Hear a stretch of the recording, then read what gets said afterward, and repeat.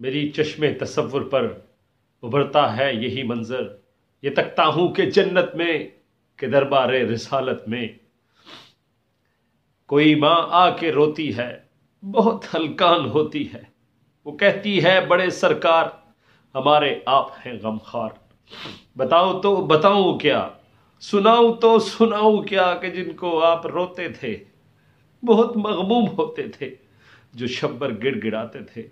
تو پاؤں سوج جاتے تھے۔ وہ امت آپ کی حضرت ہے کتنی گر چکی حضرت کہ 14 سال کی میری وہ ایک معصوم سی بچی جو میری موت کے دن سے میرے بچوں کی اماں تھی، پکاتی اور کھلاتی تھی، جگاتی اور سلاتی تھی، مگر یہ ان درندوں کو نہیں منظور تھا حضرت کہ جن پہ چھائی تھی وحشت تھی جب گھر میں اکیلی وہ، بڑا ہی ظلم جھیلی وہ، بڑی ہی شرم آتی ہے کہ دکھ سے جان جاتی ہے۔ یہی کہتے ہوئے حضرت، یہ بتلاتے ہوئے حضرت، اسی امت کے لوگوں نے، وہاں جنسی درندوں نے اسے جنسی زیادتی کا نشانہ تھا بنا ڈالا۔ وہ 14 سال کی بچی جو اپنی ماں کو تھی روتی، وہ خود ماں بن گئی سرکار،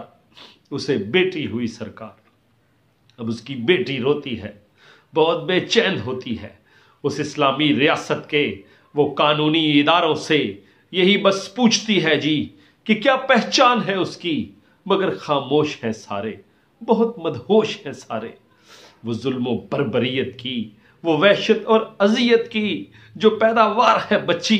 یہاں کیسے وہ جیے گی، وہ اپنے خون کے آنسو نبی جی کیسے پیے گی۔ جہاں سر پر نہ ماں ہونا، جہاں یوں بے اما ہونا میری ننھی سی بچی کا نبی جی جرم ٹھہرا تھا، پھر اس کا کیا بنے گا جی جو ہے بن باپ کے بچی، وہ کیا پہچان پائے گی، کہاں خود کو چھپائے گی۔ یہ پورا معاشرہ اب تو بہت غیرت دکھائے گا، انہیں ہر دم ستائے گا، سو یہ ہے استدا میری،